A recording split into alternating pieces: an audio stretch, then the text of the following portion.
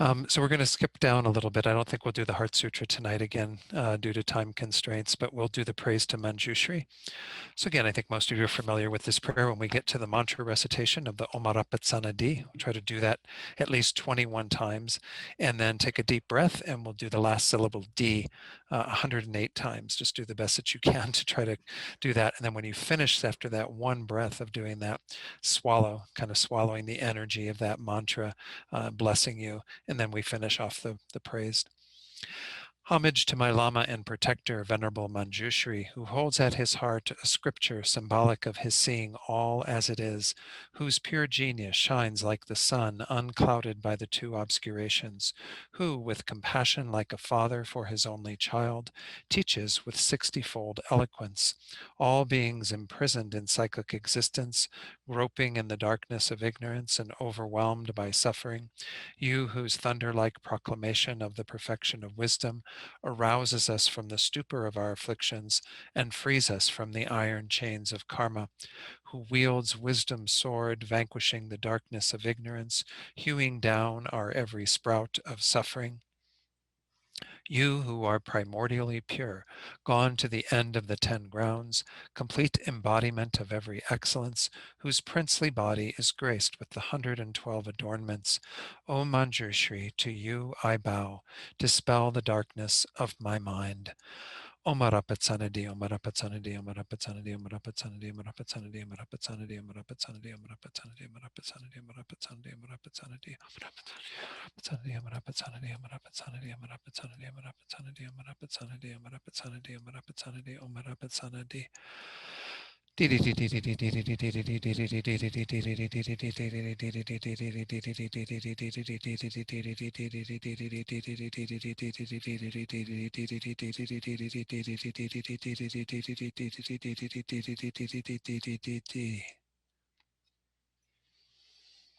the brilliance of your wisdom, O compassionate one, illuminate the darkness of my mind's confusion. Grant me the light of self-assured intelligence that I may see into the Buddha's words and the texts that explain them. We go on to do the short mandala offering, making this vast pure offering to receive the blessings of all the holy beings who are inseparable from our own gurus, so we can realize emptiness and then lead others to achieving that same realization all the way to enlightenment. This ground, anointed with perfume, strewn with flowers, adorned with Mount Meru, 4 continents, the sun, and the moon. I imagine this as a Buddha field and offer it. May all living beings enjoy this pure land. Idam Guru Ratna Mandalakam Niryatayami. And then Refuge in Bodhicitta, which we'll do 3 times, the first time in English and then the last 2 in Tibetan, restoring that sense of safe direction that we find in the 3 jewels of Buddha, Dharma, and Sangha, and then generating the motivation of bodhicitta for listening to these teachings. And then we'll meditate on bodhicitta shortly. Let's do this again 3 times. I go for refuge until I am enlightened to the Buddha, the Dharma, and the Supreme Assembly. By the merits I create through listening to the Dharma, may I become a Buddha in order to benefit all sentient beings. Sangye chodang soki choknam la jangchu pardu dakni kyabsu chi daki chunyan gi pe sonam gi dola penshir sangye drupar shok. Sangye chodang soki choknam la jangchu bardu dakni kyabsu chi daki chunyan gi pe sonam gi dola penshir sangye drupar shok. Okay, good. Thank you, Bob. Let's go ahead and do a short meditation then, just a few minutes of focused meditation on the breath in silence, and then I'll lead you in a short reflection to set our motivation for tonight. So I'll ring the bell to begin our minutes of meditation.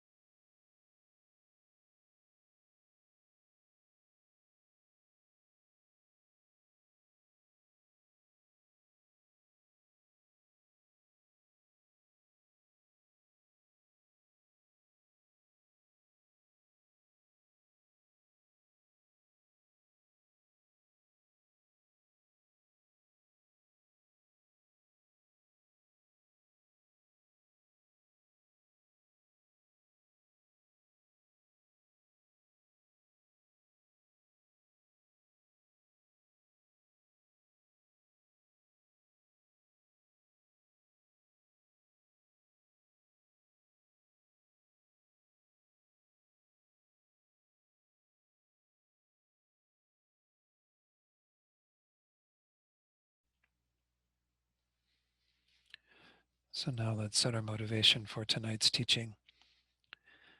And in this course, we've been looking at initially the ignorance that is at the root of all of our problems, and coming to identify that as we began in last week's class.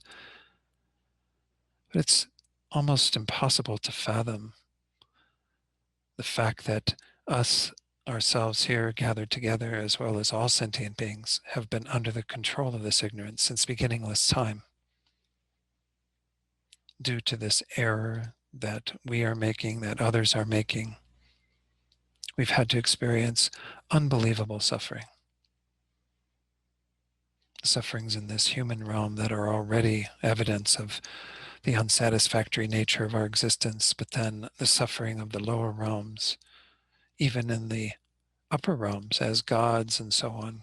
We've never been able to find any real relief from suffering that lasts, any real peace. So this is, again, such an unfortunate circumstance that we and others are in. That the Buddha tells us that it doesn't have to be this way, that this ignorance is here adventitiously. We simply haven't created the causes to remove it. So as we embark upon another evening of examining the various teachings of these great masters of the past who have discerned emptiness correctly and are giving us the guideposts as to how to realize it, set a motivation that includes the realization of emptiness, certainly for yourself, but as a means to attaining complete enlightenment, the state where you will then be able to join the ranks of all these amazing beings with perfect realization of emptiness, with all of the omniscience and wisdom that you will have as a Buddha, motivated by great compassion and great love, and having the ability, the skillful means to help all beings. You will then be able to be fully dedicated to their welfare and help every one of them to correct this error, to remove their own ignorance, and to achieve liberation and enlightenment. So try to infuse that motivation of bodhicitta very deeply into your heart so that everything we do tonight becomes a cause for the welfare of all sentient beings.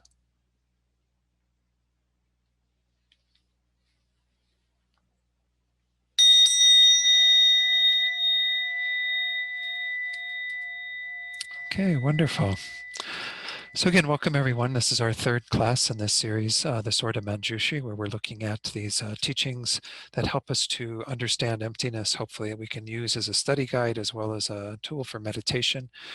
As I mentioned in the last class, we began our exploration of kind of the what exists and what doesn't exist, coming to clearly understand the way in which things don't exist that this ignorance has been adhering to. Recall how we went through in the initial class all the steps of moving away from this wrong consciousness that we have, this mistaken mind that believes everything has inherent true existence, that everything exists from its own side substantially. Again, all these words that we're going to look at in a minute that are hypothetical synonyms for this concept of inherent existence that hasn't existed at all, ever.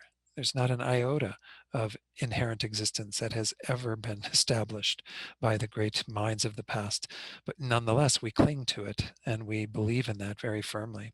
And this is what has caused ourselves and others to experience suffering. So we have to learn how to move away from that wrong awareness all the way to the most correct awareness, which is when we have a direct realization of emptiness further along the way for us, no doubt, but nonetheless, something we can strive to achieve. So in this third class, we're going to pick up where we left off in this second topic of examining what exists and what doesn't exist. Again, we didn't get beyond the first verse of this, which is from Master Shantideva's ninth chapter of the Guide to the Bodhisattva's Way of Life, or in this translation that I'm quoting from for the basic program, it's called Engaging in the Bodhisattva's Deeds. So this is just the first two lines of this verse 139 of chapter 9. Without contacting the entity that is imputed, the absence with respect to the entity, which is that, would not be apprehended. We need to apprehend the absence of this object that we're adhering to. So we have to first identify what the object is.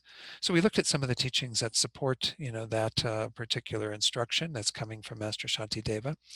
And where I left off was kind of getting into this whole discussion of what is really meant by inherent existence. If this is something we have to clearly identify in order to be able to refute it, then we have to have some idea of what this looks like. So I'm going to talk about this a little loosely as well, but I want to go through the slides from Jeffrey Hopkins' Meditation on Emptiness, where he talked about, again, these hypothetical synonyms of self. Again, this word self is going to get used in two different contexts. Sometimes we refer to the person or the self, and in that context, it's something that exists because you exist, I exist, people exist, a self exists in that very, merely imputed, merely designated way. But here, self is something that is to be refuted. It is an inflated sense of self or identity that this ignorance is clinging to. So again, in the Prasangika Madhyamika, which is again the school of the middle way, the Madhyamika that we are studying, the consequence middle way school, their subtle theory of selflessness is negating this concept of self, which is defined generally as inherent existence. There are all these hypothetical synonyms, hypothetical because this doesn't exist. So a synonym technically would have to be of something that exists, but this doesn't exist. So these are all things that don't exist equally. True establishment, true existence, meaning that something can be established in truth as the way it appears. Ultimate existence, we find it under ultimate analysis as something that is existing in the way that it appears, again, in the way that we are adhering to it. Existence as its own suchness. Existence as its own reality, natural existence, or existence by way of its own character, kind of setting itself up again, having its own existence naturally from its own side. Number 7, substantial existence.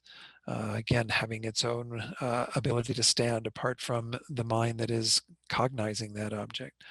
Existence able to establish itself, existence from the object side rather than being imputed from the subject side. Objective existence. And so many of these, again, are giving that same feeling quality of something that can be established on its own, independently. Existence through its own power, in the object that receives designation, right in the basis of designation, of course, inherent existence, which was mentioned earlier, but that's again a synonym for self as it's taught in this tradition, or the object of refutation or negation. Then number 15, existence through its own entityness, existence in the manner of covering its basis of designation.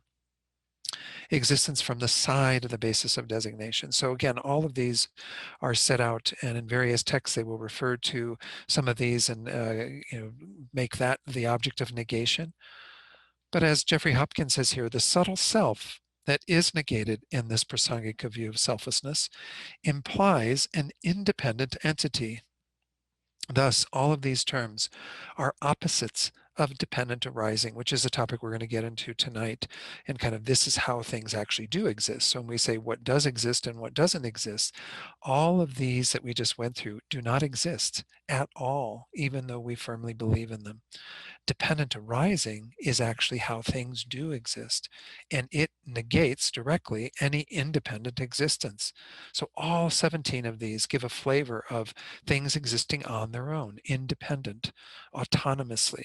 And that is to be refuted. And the reasoning of dependent arising, which we're going to go into tonight, is the best way to refute that. We'll go into that. I'll get in. I don't want to jump the gun here because we've got a lot of slides coming up that are talking about dependent arising. So then he says each of those 17 illuminates a little more the meaning of non-dependence. So again, you're welcome to go through that list. By the way, I just gave the slides to Mary from last week. I apologize. I'm going to try to get those done sooner so they're out there on the website, the slides from the 11th of November, and then I'll get the slides for today up there, or to Mary to get up there earlier so you can refer to them if you need to. Then Jeffrey Hopkins goes on to say, for instance, the one that was existing from the side of the basis of designation means that if one searched to find the object designated, one would find it either among the bases of designation or as their composite or as the composite of their former and later moments. But this is, again, something that we firmly believe in. We think that we can find the entityness of something on its basis.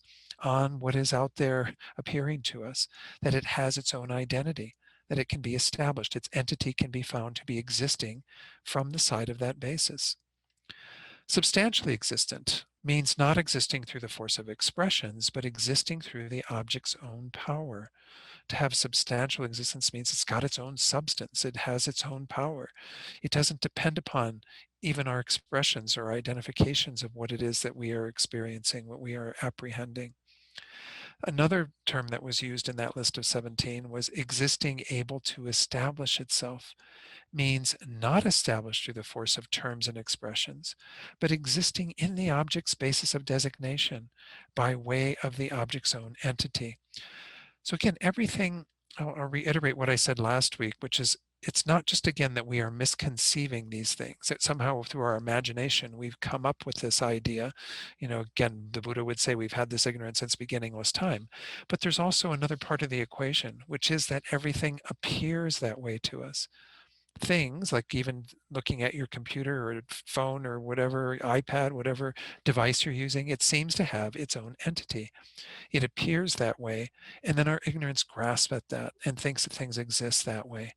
And of course, the one that we get into the most trouble with, and this is where we'll start probably next week when we get into the refutations of an inherently existent self, is with regard to the person. This is where we are doing most damage, just because we cling to ourselves as existing in this concrete, independent way. And we appear that way.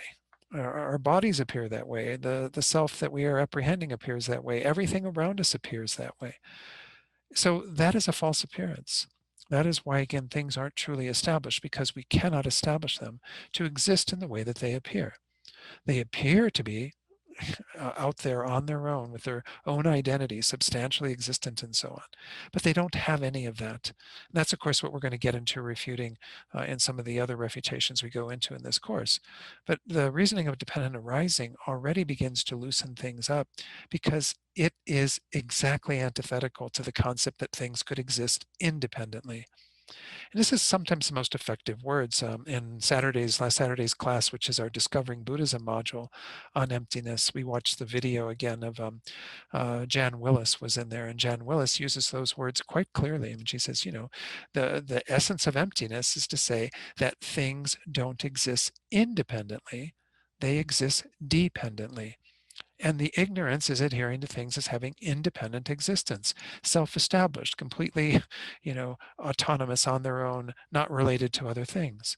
And yet things are actually related to a number of factors, as we'll see tonight in looking at this reasoning. So this is, again, just Jeffrey Hopkins going into a little more detail about these ways that we can talk about this object of negation. A final one, he says, is existing through its own power means existing through the object's own particular mode of being. It has its ability from its side to be what it appears as, and to establish itself, and to have that identity from its own side. So again, this is different ways of referring to that. But here I like how Jeffrey Hopkins went into this whole talking then about dependence, because we saw again that this is really how we refute all of those objects of negation. The Prasangika's unique meaning of dependence is establishment through the power of a designating consciousness. We're going to see this when we look at the reasoning of dependent arising.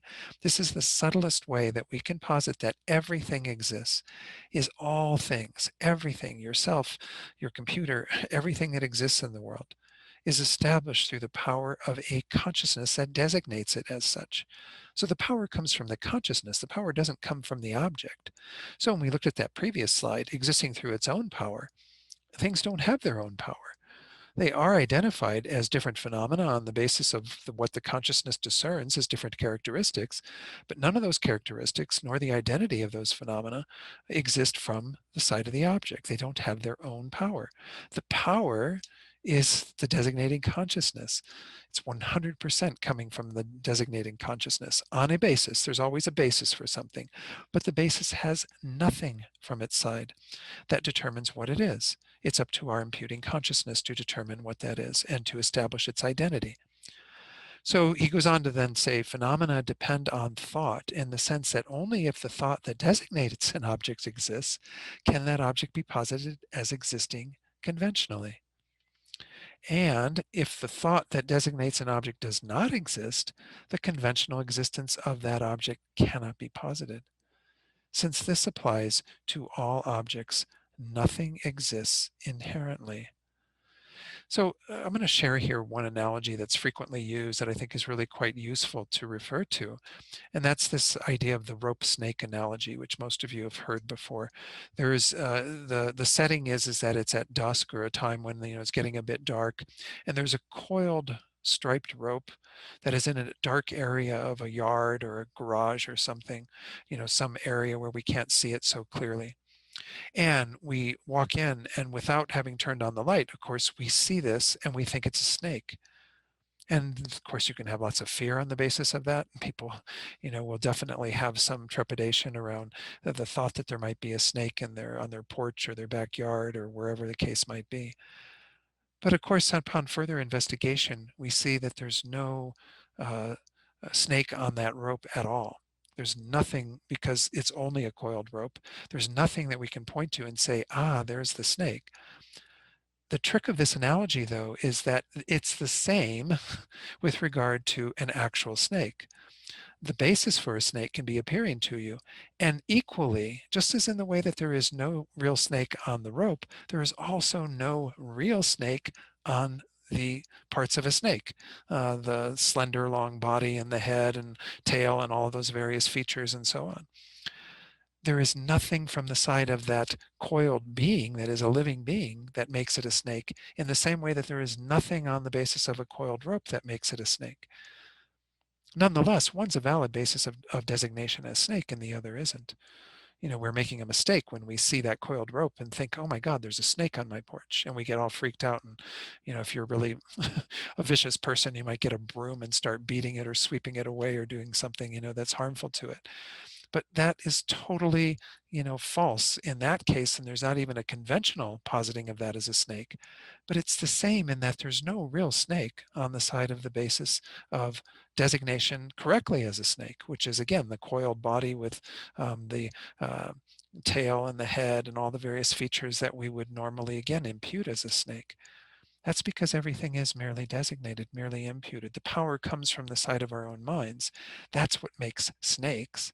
Snakes don't have anything from the side of the basis of designation that makes them such. So in that way, it's exactly the same as the analogy of the rope being designated as a snake or thought of as a snake. But nonetheless, there is a difference conventionally because, again, there'd be no reason to be frightened of a coiled rope.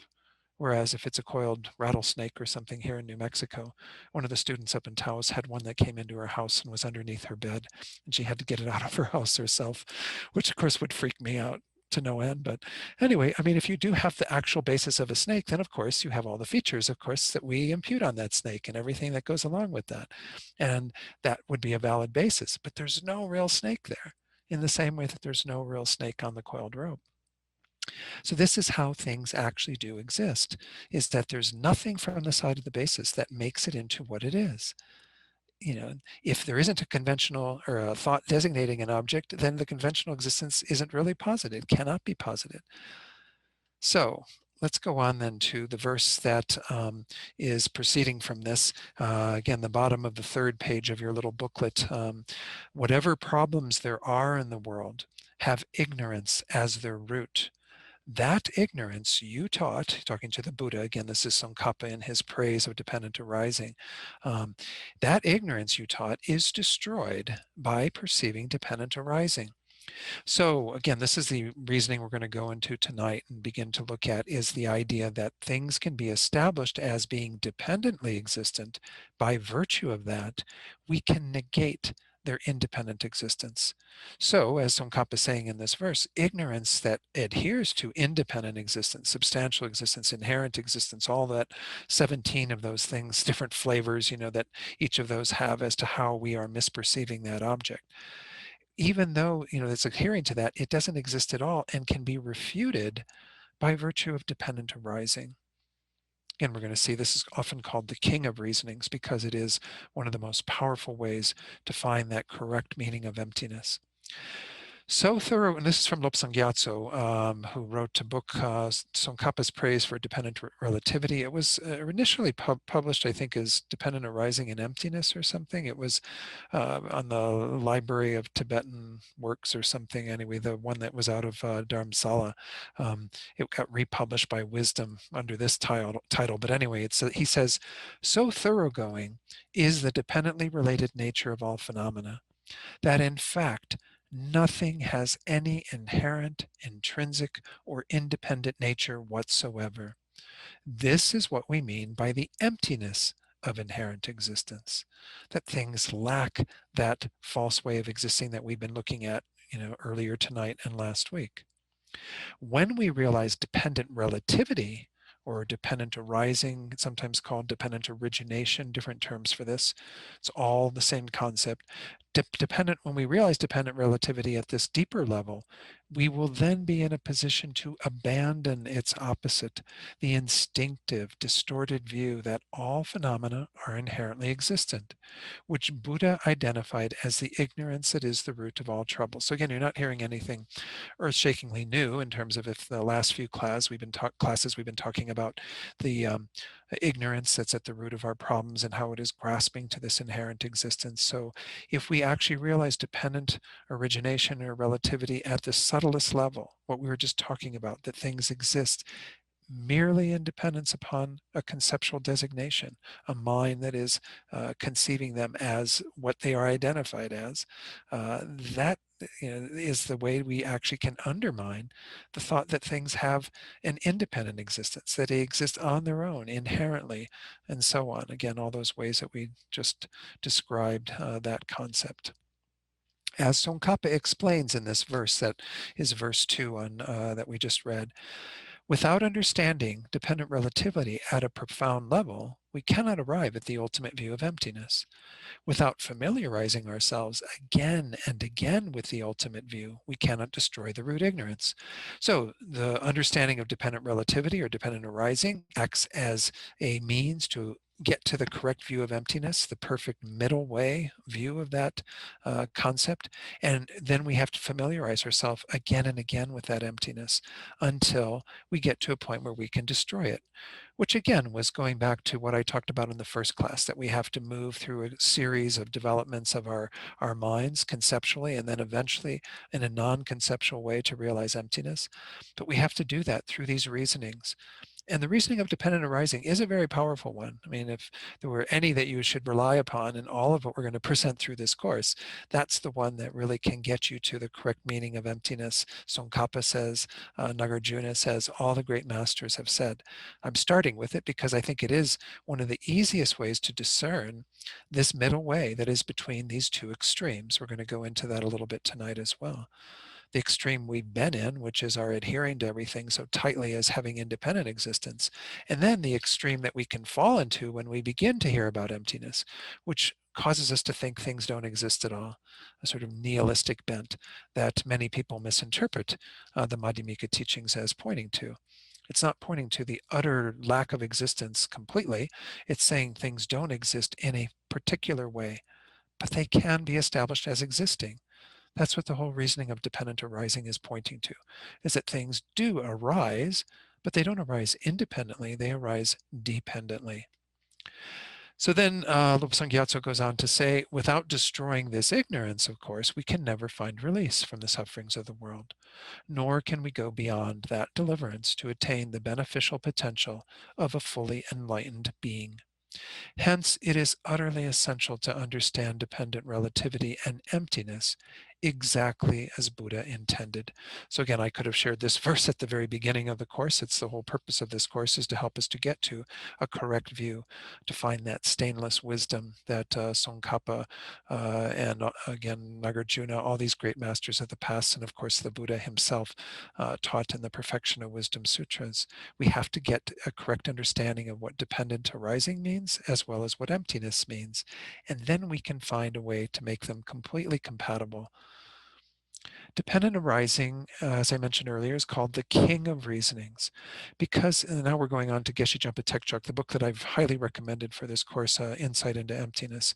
So he says it's called the king of reasonings because it not only refutes inherent existence, which is the one extreme that we are in now, holding on to inherent existence, so we get rid of that concept, but it also establishes conventional nominal existence so that we don't fall into the abyss of annihilation, of thinking things don't exist at all. This line of reasoning is a straightforward and simple approach. And again, he's putting forward what's called a syllogism. The person does not inherently exist because it's a dependent arising. So a syllogism, just so you know, most of you have come across this and you studied philosophy, logic, what have you, has a predicate and a subject, which together constitute a thesis. So the person is the subject, does not inherently exist as the predicate. Together, that's a thesis. That's what we're putting forward as our position. The person does not inherently exist. But we have to give a reason. The reason is because it is a dependent arising. Now, again, for that to be effective as a statement that someone can actually come to comprehend the thesis means that there has to be an accuracy with regard to the reason. The reason has to be established. The reason also has to apply to the subject and so on. So you have different ways. Again, I won't go into all that detail. I've taught on all of this in a class on debate at TNL many years ago. But essentially, what we have to come to understand then is the reason, because it is a dependent arising. We have to know that very clearly so we can establish the thesis in our own minds. We can come to understand that I don't inherently exist, you don't inherently exist, computers, nothing inherently exists. So we're going to work with the person here in Khensur Jumpa Tekchog's commentary. He says, because the person arises and exists in dependence upon other factors, the person cannot be truly existent. That's essentially what that thesis and that whole full syllogism is saying, is because the person has a dependent nature, arises and exists in dependence upon various factors, which we're going to go into shortly, the person can't be truly or inherently existing. It can't have any independent existence. To understand the import of this reasoning, he says, we must understand the types and the meaning of dependent arising. So he goes on a little bit before getting into the types, but he says the reasoning of dependent arising is the simplest and most powerful way to undermine both the appearance of self-existence and the self-grasping mind that believes that appearance is true. Remember how I alluded to that just earlier tonight. We have two factors involved. The appearance of inherent existence or independent existence is a byproduct of us having had this concept since beginningless time. It actually has induced very subtle imprints on the mind that cause things to have this false appearance. So the false appearance isn't out there on the side of the object. It's not that your computer is imbued with some kind of, magical glow that makes it appear to exist as inherently from that side. Again, there's nothing existing from the side of the object. These are all stains within our own minds. And the very first stains that we remove are everything that is attributed to that ignorance in a more direct way, the seeds of that ignorance, as well as the active manifest conceptions of that ignorance. Once we remove all that, we still have this false appearance. Why? Because of these imprints, because we have laid these so thickly in our own minds since beginningless time. That has to be removed last. And that, of course, is what keeps us from being a Buddha. When we remove all of that, the subtle imprints, bakchaks they're called in Tibetan, that are on the mind that cause this false appearance, that cause things to seem to exist from their own side, seem to be real. We have to remove that at the end. But in the meantime, everything's going to appear that way to us, except when we are in meditative equipoise on emptiness with that direct realization, that highest wisdom that we want to develop in terms of our discerning of emptiness. So for most of us, we're ways from that. So we're just going to have everything appearing this way. So we have to refute both the appearance of things existing from their own side and our grasping at them. Our grasping at them is our active mind of ignorance. How do we do that? Again, Khensur Jumpa Tekchok is saying that we do that through realizing dependent arising, through the reasoning of dependent arising. So he says this reasoning is so powerful because dependent arising is diametrically opposed to self-existence, which is one thing that we're going to be, trying to fine-tune our understanding of in this section where we're looking at dependent arising. We have to really begin to see that dependent arising completely refutes the object that our ignorance is adhering to. Remember how we talked about last week, how that's how we undermine it, is getting at that mistaken object. If we come to believe or to understand that that object doesn't exist in the way that the self-grasping mind is adhering to it, then we get rid of the mind that is grasping at that, because it has nothing to grasp at any longer. That object is completely refuted, negated. So let's go on then to a bit more of what he says in this section. He says, if we know that something is dependent, we can easily understand that it is not independent, right? This makes complete sense. As I was saying, this is what Jan Willis says. It's such a simple way of putting it, It's a wonder that it doesn't immediately, drive it home and we have these instant realizations. But it's still words that we have to actually realize at a much deeper level through these reasonings. But this makes sense, right? These are diametrically opposed. Something is independent, something is dependent. You can't have something that is both, and if it's one, it's not the other. If something is dependent, it cannot be independent. If it's independent, it cannot be dependent. Well, the Buddha in this reasoning says nothing is independent. And he's going to go through the reasoning, shortly as to why that's so. If something is dependent, he says, it is not self-existent either, because the two are synonyms, you know. So something being independent would also mean it's self-existent. So if something is dependent, it cannot be self-existent because it's not independent. There's no way something can be both dependent and independent. So by eliminating one, the other is established. I mean, it's very simple, this logic of this refutation. It's just a lot of work that we have to engage in to get there. So he says then there are different ways to speak about the various types of dependence. In one, phenomena in general are dependent in three ways. From the coarsest level of dependence to the most subtle, these are the following. So I repeated that at the top of this. I guess I didn't need to, but anyway, the first one is dependence on causes and conditions. The second one is dependence on parts. The third is dependence on imputation by name or concept. And I put a footnote on this because it is worth noting that the first pertains only to compounded phenomena, those that are composed, that arise from causes and conditions, because it's dependence upon causes and conditions. The Buddha did say there are some phenomena that don't depend upon causes and conditions. For example, emptiness itself. Emptiness is not something that depends upon causes and conditions. It is a negation. Negations are by their nature not dependent upon causes and conditions. The absence of an elephant in the room with you right now doesn't change moment by moment.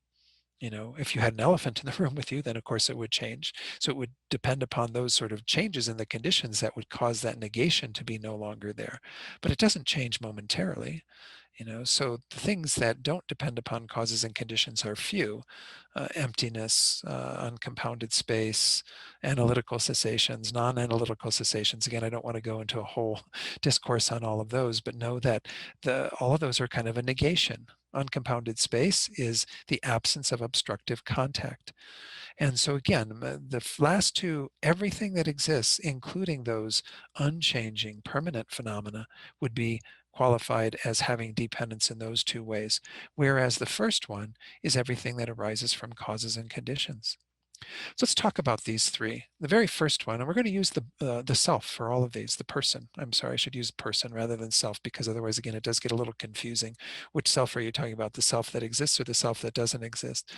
So the person, or the I that you're clinging to so tightly, again, when we look at just the I that is the basis for that thought, the I that conventionally exists, we can establish it as existing in all three of these ways. The first way, it depends upon causes and conditions. Well, what are the causes and conditions that have led you to be here? To have this phenomenon called I, whatever your name is, whatever your, all the background to who you are, the son of so-and-so, daughter of so-and-so, brother, sister, mother, father, whatever roles that you have. A lot of things that have played a part in contributing to you being here. course, there's the body, which is a big basis of our identification that comes from its respective causes and conditions. The substantial causes, which were the two cells from your parents that united in the womb of your mother, that were the basis for the whole generation of this body from then all the way to now, and will continue until this body ceases to function as such. Then you have all the things that contributed to the body developing through time, all the nutrients that you ate and so on, the exercise, everything that has been involved in sustaining and keeping this body around. That's just for the physical component of our being. We have our mental component of our being as well. It has its causes and conditions. Look at all the things that you can hold in your mind now, even listening to these teachings on emptiness, things that come from your own mental development in this life that allow you to have access to these teachings, to be able to comprehend the words and put them together into thoughts and to, develop your own understanding. We have so many things that have influenced our consciousness. Consciousness itself is the substantial cause for later moments of consciousness, and every moment of consciousness arises from previous moments of consciousness. So you have that more substantial cause, just like you had the two cells involved in your body, but you have a whole variety of causes and conditions. In Buddhist terms, there's also the karma. That was the actions you did in the past that led you to have, first of all, this existence as a human being, and then secondarily, all the various things that have filled out this existence. The parents that you were born into, the family that you had, the place where you were born, all of the various things that have influenced your life, the experiences that you've had, everything has been karmically created. So you have a whole myriad number of causes and conditions that have made you, that are, you arise in dependence upon those causes and conditions. And we come to the conclusion, of course, that there cannot be a me independent of those causes and conditions. Do I have a real existence completely separate from all those causes and conditions? Absolutely not. Because without those causes and conditions, I wouldn't even be sitting here. So that's the first level. And most people can kind of get that and say, well, yeah, I get that. And then they look around at all the various caused phenomena in their room and they go, yeah, I get that this book arises from causes and conditions because there's everything that created the paper. There's the person who wrote the book. There's the people who printed it and edited it and the cover of it and all the various parts and things that are involved that needed to be produced. There's causes and conditions behind all of this. Well, there's no book that exists independent of those causes and conditions. It's the same with every phenomenon that is produced, that arises from its respective factors that led to it being compounded, being composed. Again, there's a lot of synonyms for these ideas of a composed phenomenon, a impermanent phenomenon, caused phenomenon, and so on. I mean, these are all ways of talking about that first group of things that are dependent upon their causes and conditions. The second level, everything, whether it's caused or not, depends upon its parts. There are spatial or directional parts in terms of when we talk about the person, of course, because the body has parts, we can say I have parts. I have my head and I have my eyes and my ears and so on. We have all these various parts that constitute a bit of Don. There's a Don that is the whole that is referring to this collection of parts. And of course, I have my mental parts. I have, my discrimination and my feelings and my love and my compassion and my anger and my attachment and all the various things that are parts of that mind. I have my 5 sense consciousnesses and my 1 mental consciousness. I have all these various parts. So once more, is there a Don, a whole, that exists independent of those parts? You might lose a few parts. I mean, it is possible. Some people go to war and come back with a few less parts. They might lose a leg or an arm or sometimes more than that. But nonetheless, they still would have something that would be the basis for the designating or thinking of that whole. That whole doesn't have to look identical at all times, but nonetheless, there is the whole. And then there is the parts. But the whole doesn't exist independent from the parts as something completely separated and isolated. Rather, the whole depends upon the parts. Without the parts, you can't establish the whole.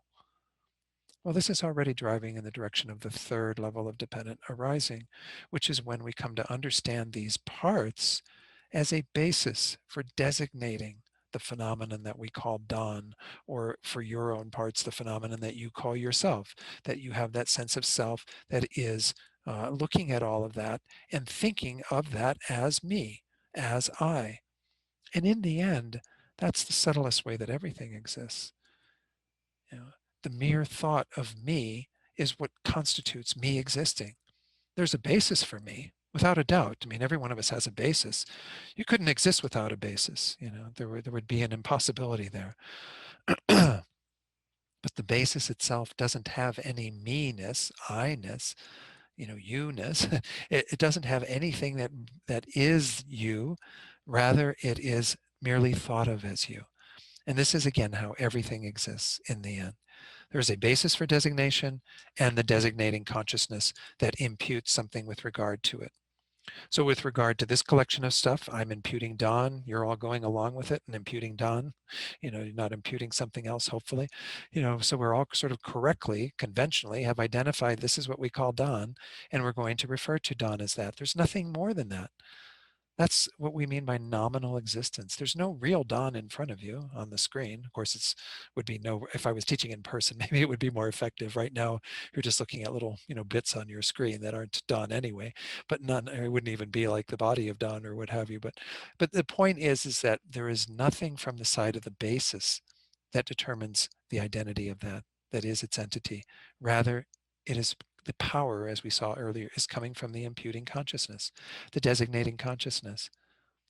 So there never has been a real me, even though I've had countless lives and thought of every one of those existences with a body and the continuity of mind with various conditioning to that mind and that existence. I've thought of that so strongly as me, and I've protected that me, and I've defended that me, and I've done everything to please that me, and that me doesn't even exist at all. What does exist is simply the designation, the imputation of me.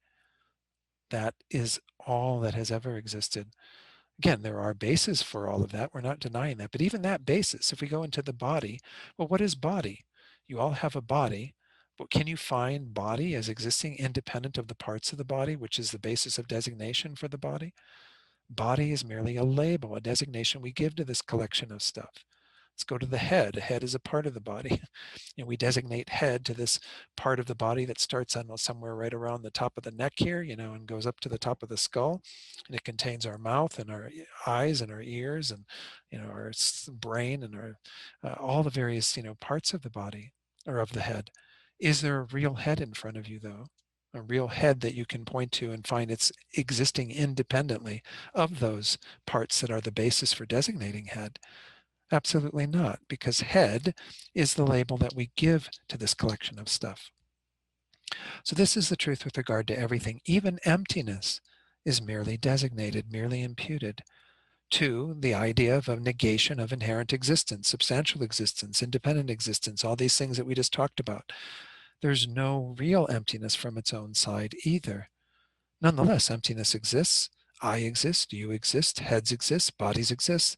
Everything exists. It just exists in the slightest way possible. And that's nominal existence. If there was anything more than nominal existence, then things would be inherently established. But because there's only nominal existence, because this subtlest way of dependent arising can be established, then there is not an atom, an iota of inherent existence. We cannot find anything from the side of the basis of a particular object that is the object, that constitutes the object, that has the ability to set itself up as the object. And I'm talking about a deeper, more ultimate analysis. Of course, you can find things in a conventional way. If somebody said, is John in the room? Oh, hi, John. John's there in the room. That's not an ultimate analysis. That's just a conventional one of determining whether or not what we call John is in the room. And that's fine. There's John. But if we want to go deeper and say, well, where is the real John? The John that seems to be so evident and apparent from the side of that basis of John. We cannot find that if we investigate, because it's a dependent arising. It depends upon causes and conditions, depends upon parts, and in the end depends upon the designation of John, of that person to that collection of stuff for it to exist. This is what we saw earlier in that quote from Khensur Jampa Tekchok, right? If something can only be established as existing when there is a designating consciousness, imputing that to exist on a basis. Of course, we often talk about it being a valid basis. So what do we mean by a valid basis? We mean something that conventionally can be established as that. If I were to start to, again, this little bowl that I ring for meditation, we could use it as a teacup. But if someone said, "Oh, do you have a teacup?" And for say I even went into a store and I wanted to buy a teacup, and I said, "Oh, do you have a teacup?" And they said, "Oh yeah, here." I'd be going, well, that's not really what I had in mind, right? We have a different idea of what teacup is. And so we've agreed that we're not going to call this teacup. We're going to call teacup, I don't have a teacup in here with me, but that clay thing or whatever ceramic thing that holds tea, that has a handle often and whatever, all those various features. Even though you might be able to use this as a teacup, it doesn't mean that, again, that we are going to just start calling things whatever.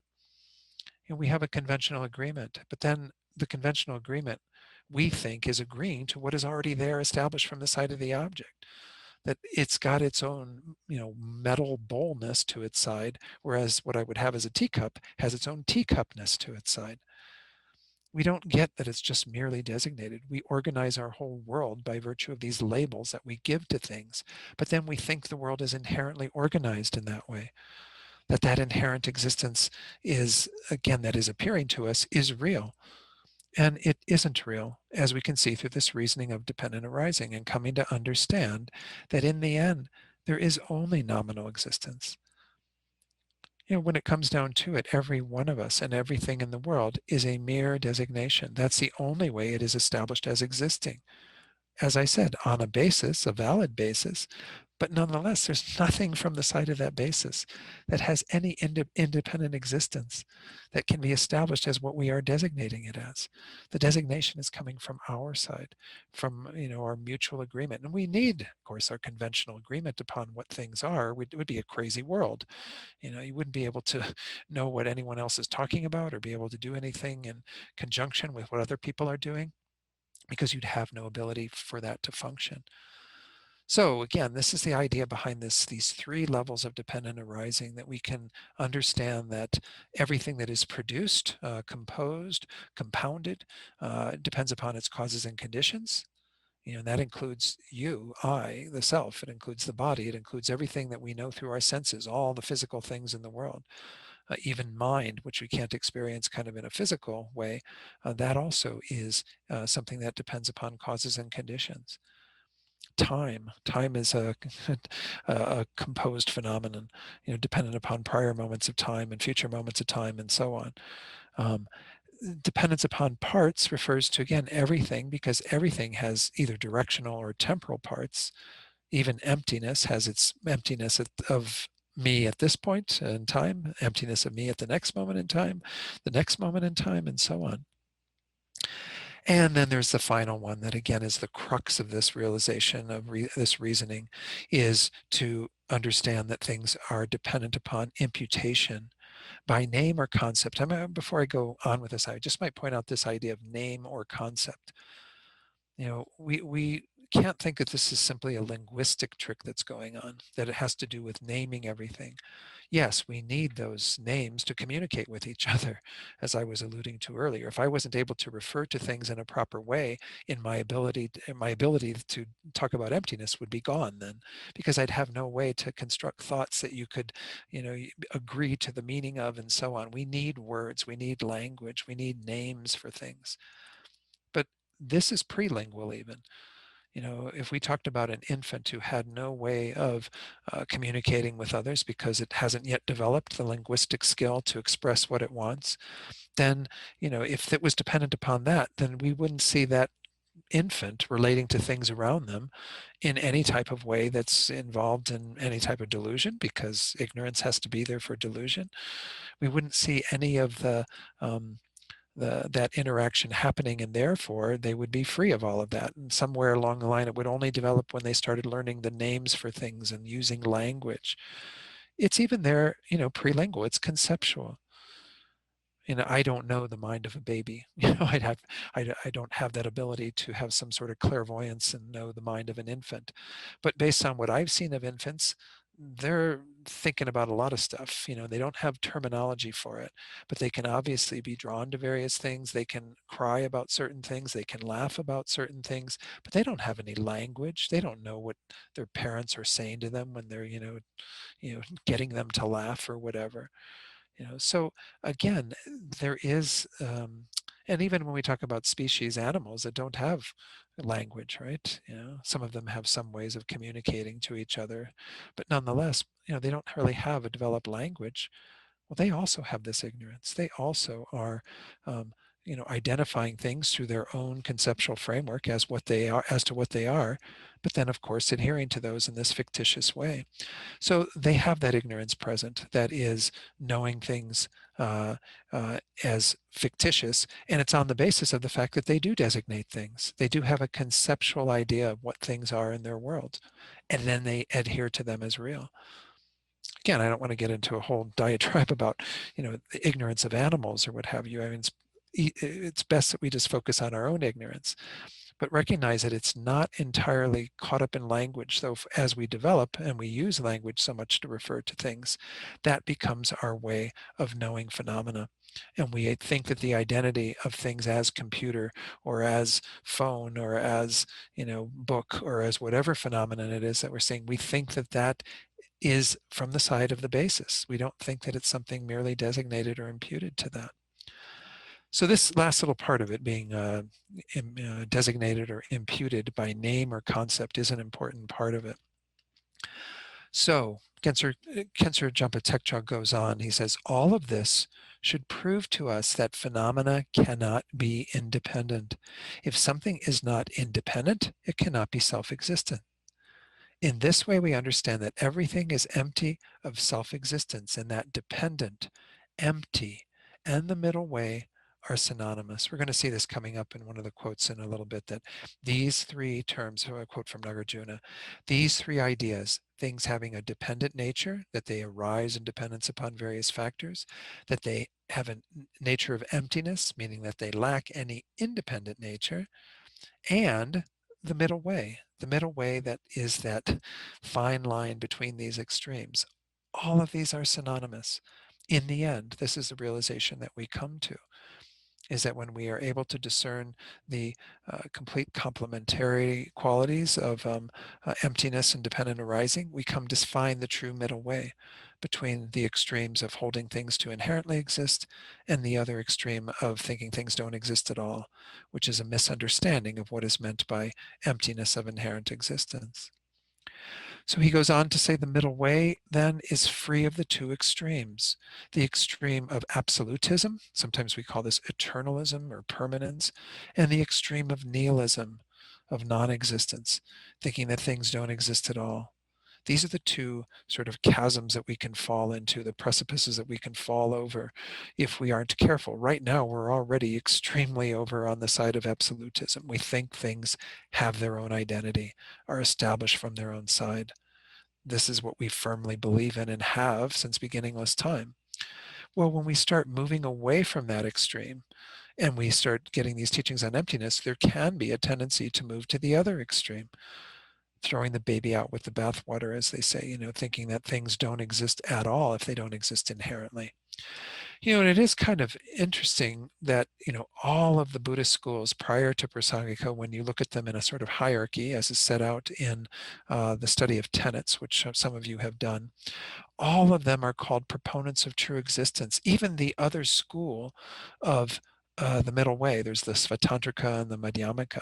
I'm sorry, the Prasangika, Svatantrika and Prasangika of the Madhyamika school, the middle way school. Even this one that comes close to what Prasangika says but doesn't go far enough, still adhere to some level of inherent existence.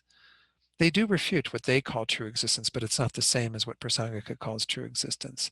So you might see that in some readings where you go, oh, but Svatantrika refutes true existence. Well, they don't have the same measure of that. They are still holding there to be something from the side of the object. That's because this is a really hard thing for us to move away from. If nothing exists from the side of the object that determines what it is, we tend to fall into this nihilistic bent. So the schools beneath Prasangika all point to Prasangika and say, you've fallen into nihilism because you're refuting what we have come to know is true, that things do have something from their own side. They do exist inherently. Well, Prasangika says, no, you guys have got to go further. You've got to go to this, understanding that there cannot be any inherent existence whatsoever. and sort of dive into the deep end with that type of a realization.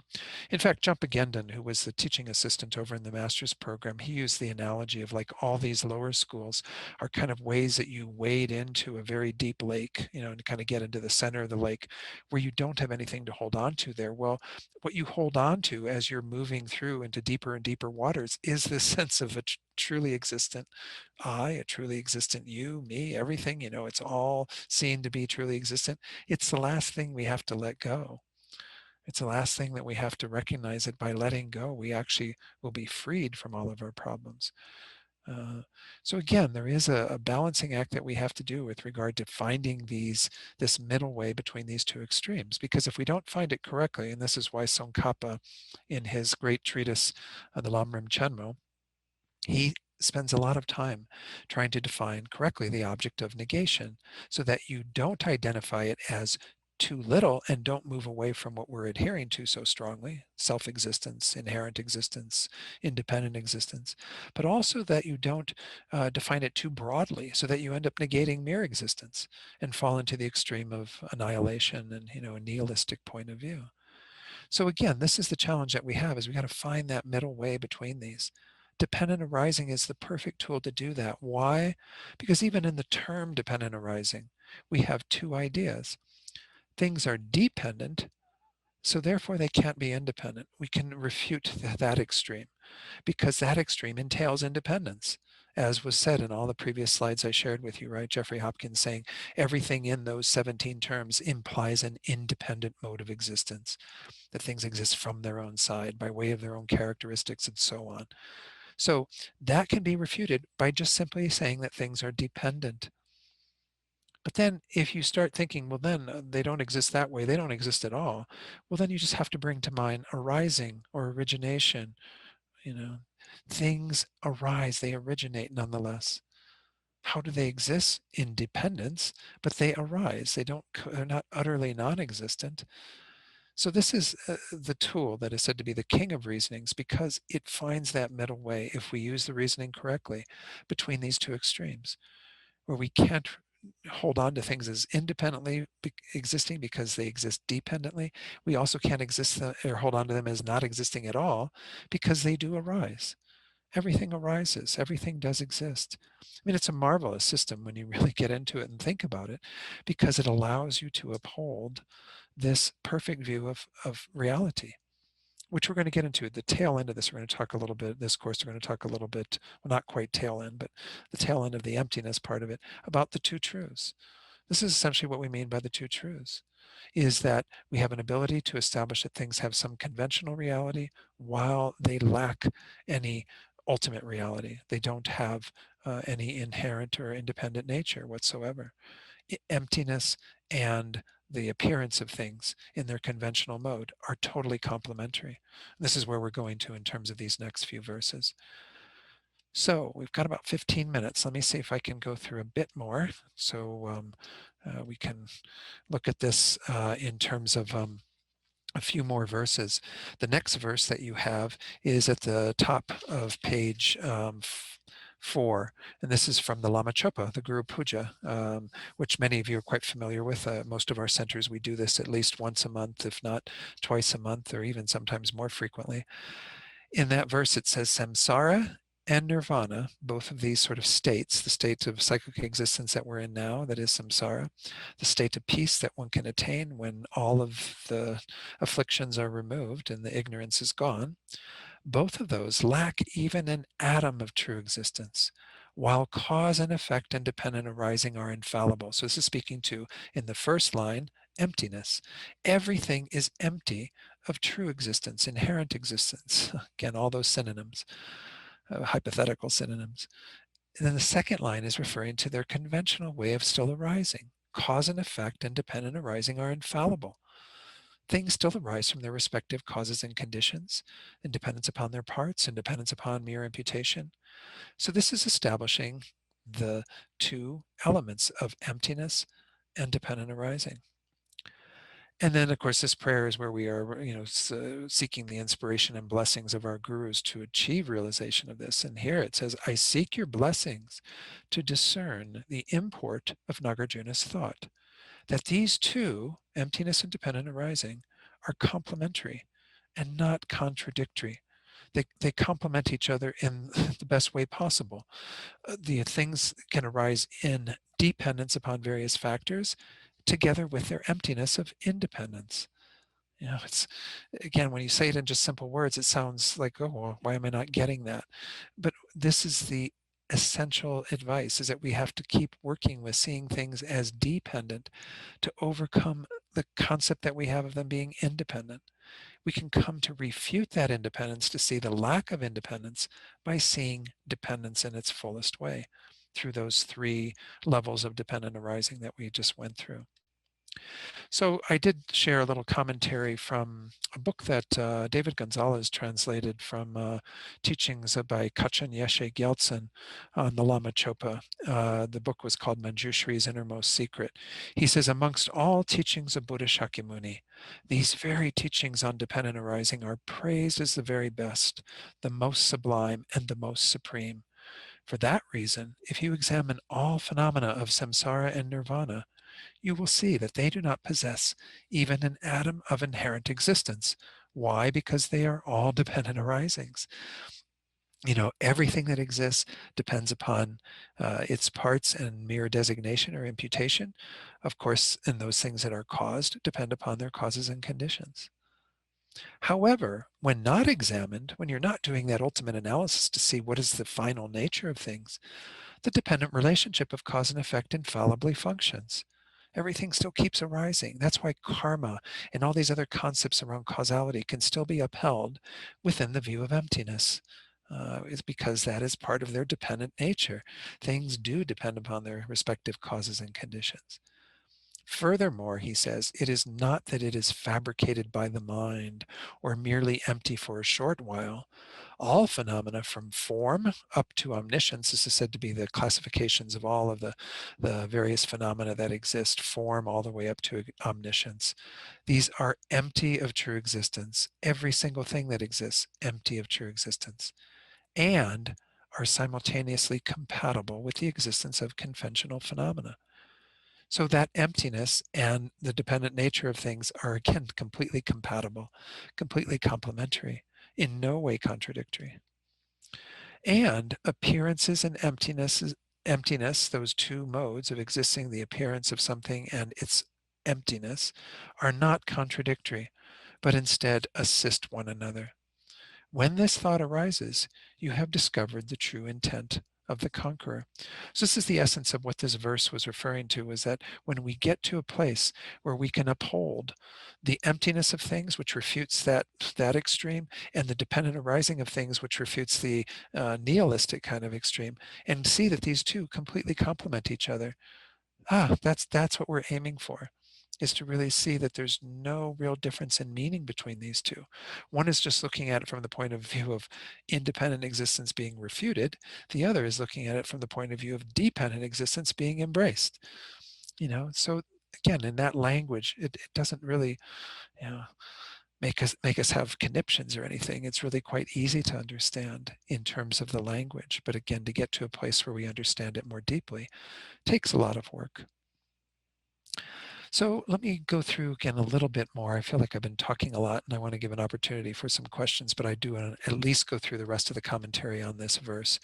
So this is in Khensur Jampa Tekchog's book, Insight into Emptiness, again, which I think is really excellent to read in conjunction with this course. I don't really have it broken down in terms of what chapters to read when, but this chapter on dependent arising would be good to read. It's around 140 something. This is page 152 of that book. And he brings that verse into his commentary. And he says, Nagarjuna is known to have perfectly understood and explained the true intention of the Buddha by teaching that emptiness and dependent arising are complementary, not contradictory. This verse captures Nagarjuna's meaning succinctly by saying that, one, nothing inherently exists, in all phenomena of samsara and nirvana lack even an atom of true existence, right? Isn't that what we saw? And two, dependent arising functions without error. Cause and effect and dependent arising are infallible. So he's essentially saying these two are completely in line with each other. There's nothing contradictory about them. We need to make an effort, he says, to fathom this insight of Nagarjuna. If you study Nagarjuna's teachings and use them to help you study the Perfection of Wisdom Sutras, you will be able to understand those sutras well and will discover that he explained their precise meaning very clearly. I mean, there's nothing obscure about it when you get into the deeper understanding of it. He's not being hidden, or he's exactly precisely explaining the meaning of emptiness together with the meaning of dependent arising. So this is where I'll stop. Again, we do have a couple of verses coming up for Nagarjuna, which we studied actually in the course that I did earlier this year, where I was finishing off the whole commentary on 3 of the chapters of Nagarjuna, and we looked at kind of meditating on some of those. But um, one thing I want to mention, Bob shared after class last time, an analogy that is kind of useful.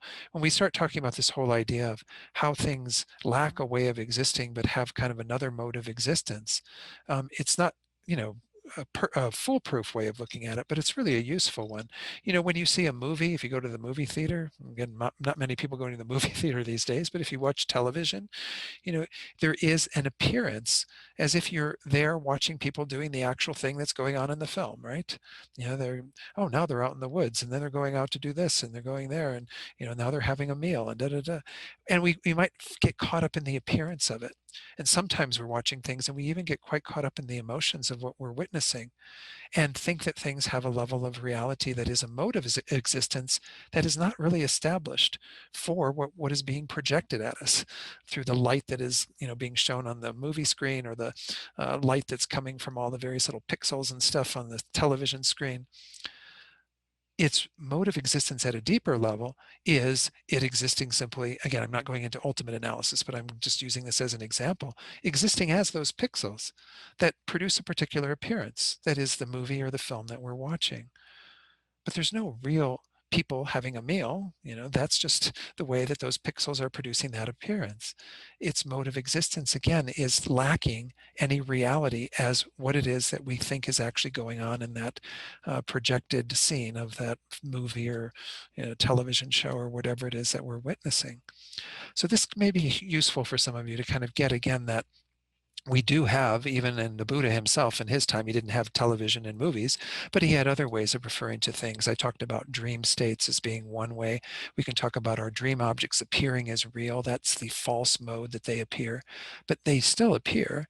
They appear as sort of the, again, I don't know all the physics for physiology of dreams, but they would appear as these sort of impulses that are karmically driven that cause us to have, to our mental consciousness, an appearance of all these various forms. But they're not real in the way that they appear. They are dream objects. So too, those pixels or light that's shining on the screen or whatever that's reflected back to us, all of that is a way in which we have an appearance of something, but it doesn't really exist in the way that it appears. It appears to be real people sitting down, having their tea or doing whatever they're doing on the screen, when in reality, it's not that. So maybe it's useful for folks. I appreciate Bob bringing that in. The Buddha himself used things also like mirages and echoes and magician's illusions, these sorts of things, that can also be seen to have reflections in a mirror, that a reflection in a mirror seems like it's your real face. You might even go, oh, my face looks horrible today. Well, it's not really your face. You're seeing a reflection of your face. It's not really your face in the mirror. So again, there are some other ways that the Buddha talked about these illusions and things happening. But in our day and age, where we're around even watching things on your computer screen, if you do that, then you again are getting the same thing. Right now, even you've got what appears to be dawn in front of you. But as I was pointing to earlier, it's just really bits of light that are in the screen that you're watching. And there's no real dawn there, even though there's an appearance of dawn's face and head and what have you, and talking and doing all the things that dawn does. So. All right, any questions? Sorry, I went on a little bit longer on that, but questions or comments? So again, if any of you are, I don't know everyone's background, and you're all still here, so that's a good sign. So it means that I'm kind of giving you things that you can work with, hopefully. We are continuing this class even next week with Thanksgiving in the US. We won't be, we will be having class on Wednesday night. We won't be doing the teaching I normally do in Taos on Thursday, but we will have class next Wednesday, and this class will continue into December.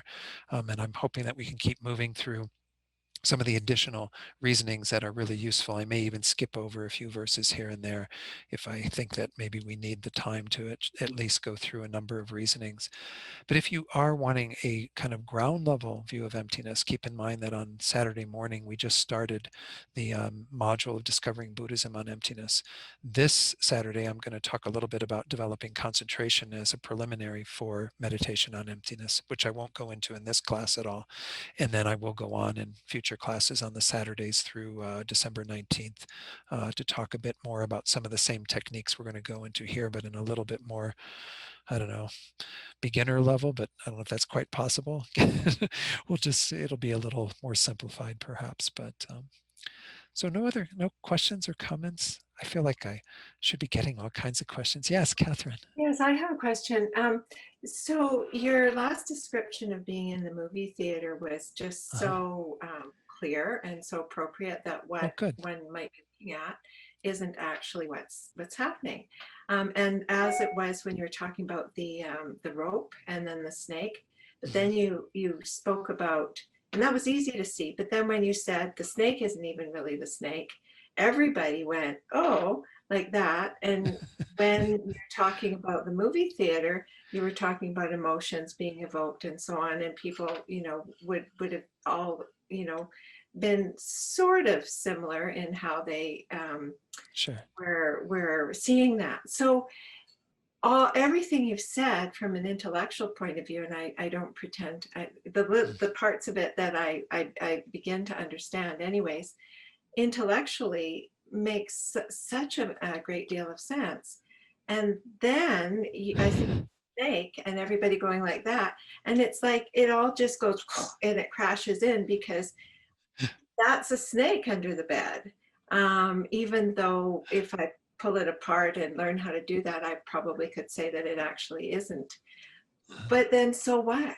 Like I don't kind of I don't I just there's something that is causing this in those explanations, and I don't, I know the question's not worded very well, and I apologize. It's the best I could do. No, you did a wonderful job, Catherine, but I think that we all still struggle with this reality of kind of, we hear the teachings, we even meditate on emptiness, and we can get it intellectually, but to get it at the point where it's really driving it home does take a much greater Mhm. familiarity with it.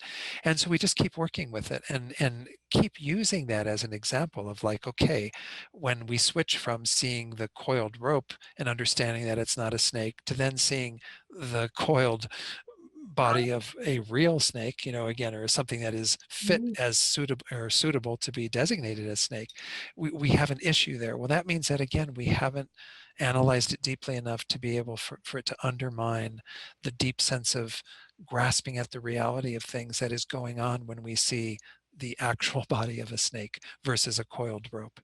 Mhm. They would say that, again, I haven't had this realization, so I can't speak to it, but I think what they would say is that there would be no difference for the person who's had the realization of emptiness in regard to witnessing what is we designate as a real snake versus what we designate as a fake snake because it's just a coiled rope. There'd be really no difference in that regard. Now, does it mean that you don't respect conventional reality and you think, oh, well, because it's not a real snake, I don't need to do anything to get this rattlesnake out of my room or whatever the case might be? I don't think that, bodhisattvas who have these realizations necessarily go to that extreme. They still, of course, and that's part of this idea of we uphold conventional reality within the understanding of emptiness, but we get how things exist just by designation, just by imputation, so that's really all that we're, you know, uh, all that exists. Instead, everything else is a layer on top, is something that we are imputing, fabricating from our side that isn't really there.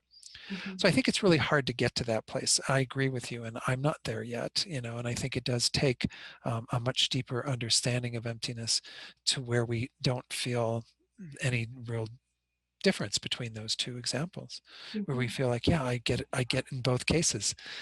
But there is a difference in terms of conventionality, though, obviously, because once more, one is suitable to be designated as snake, the other isn't.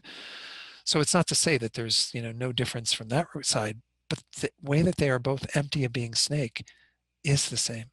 Yes. Okay. Thank you. So, so I don't know. I don't have a good answer for you beyond that, Catherine. But um, there was something in the chat box, I think, that how do we get a copy of the recording? Okay, yeah. Just so you know, these recordings are posted out on YouTube at TNL's YouTube page, and so you can go there. And usually, I think they're posted within a couple days, right, Mary? I mean, I noticed that last week's was already out there. I don't know when it was out there, but Yes, it's usually it's 2 to 3 days. okay. And I'm sorry, Venerable Pamo, I get to talking really fast. I get Venerable Rabina inspiring me or something, and I do start talking very fast. So I apologize if, yeah, I talk really fast. And part of it for me too is that I've got like my hour and a half with all of you, and I want to fill it with as much stuff as possible. So know that you can go back and review the teachings. And if you find errors in what I said, if you're listening to it and go, wow, Don said this at one time and then said something else at another time, please bring those to my attention, because I try to be very meticulous and careful when I'm saying things, but I'm not perfect. Things are going to get through sometimes that I kind of go, whoa, what did I really say? So anyway, yeah, um, I think that's pretty much it then. It's Mary up in Don, Taos. I've had two Don, rattlers in your house. Yeah. Yes, John. I just feel compelled to just from my own experience, like about what Catherine was saying, Okay. on just an experiential level, I've really focused on when someone says something that raises, I don't know, anger or it criticizes me, or I've used at that point this feeling, I have this sensation that there's the solidness of inside me that, and then I just use a little bit of that logic, Mhm.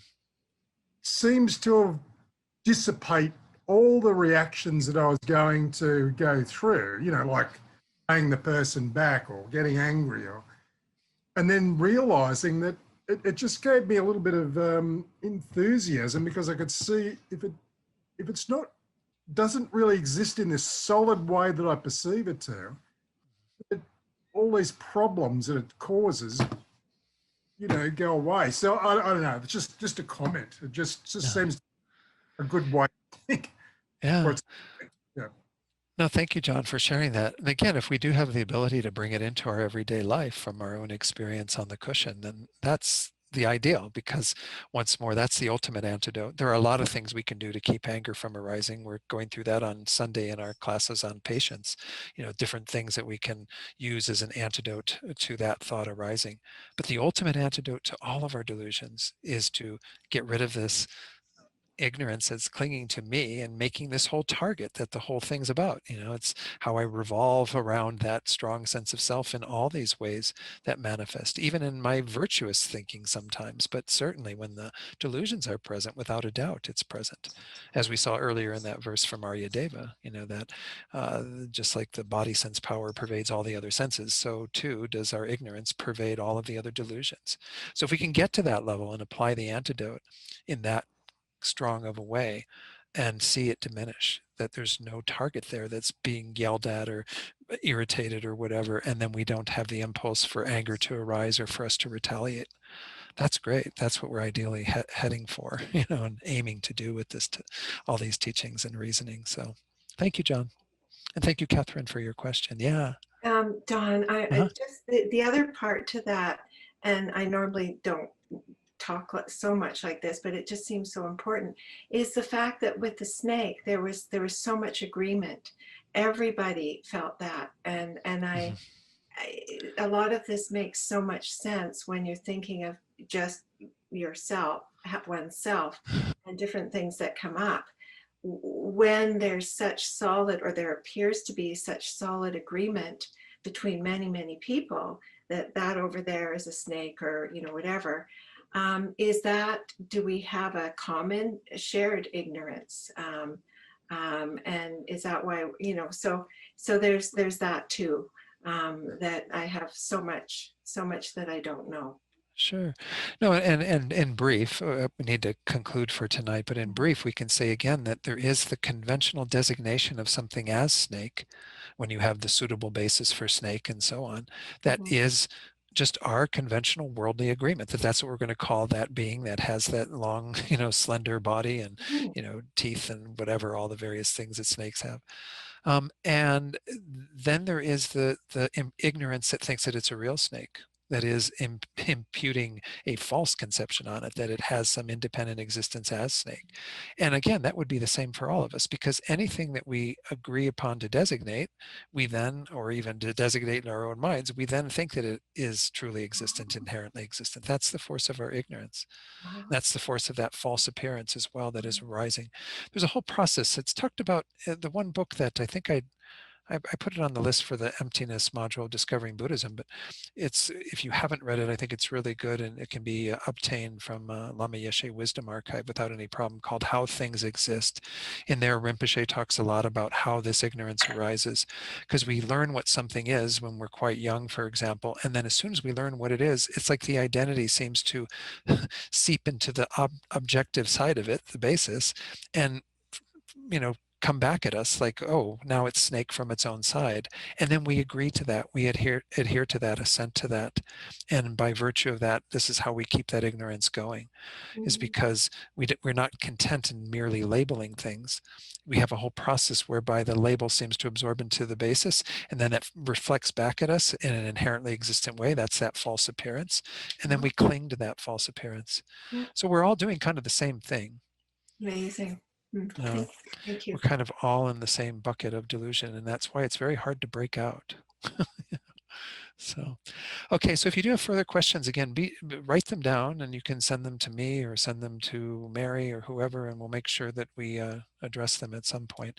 Let's go ahead and put up the prayers, Bob, and we can do a few closing prayers of dedication so that we make sure that none of the merit we've accumulated is wasted. So let's recite the prayer that's on the screen first.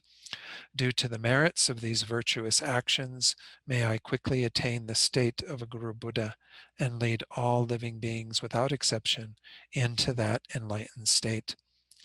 May the supreme jewel bodhicitta that has not arisen arise and grow, and may that which has arisen not diminish, but increase more and more. And then we recite a few prayers for our teachers, seeing again how much we need them to help to elucidate emptiness for us, as well as to give us all the other teachings on the stages of the path. So we make strong prayers for their good health and long life.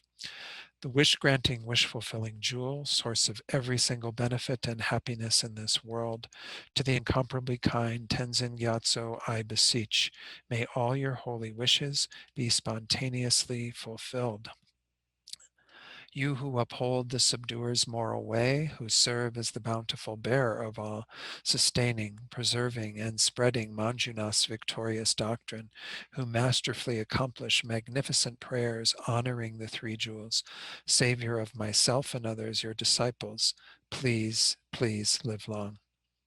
And then for Osohita Lama Yeshe's reincarnation, Venerable One, to you whose kindness exceeds that of all the conquerors for those wanderers in far-off places, especially the West, mindful of your loving concern for us and intentionally descending again into a family of a far distant land, we make this request.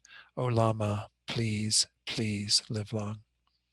Then we dedicate for any beings we're holding in our hearts. So very quickly, just if there are people that you know who are experiencing obstacles or illness, who are dying or who have died, or whatever suffering is going on in the world that moves you, dedicate for the relief of the suffering of those beings, and think that also they obtain perfect happiness and peace, all the causes for that through what we've done here tonight.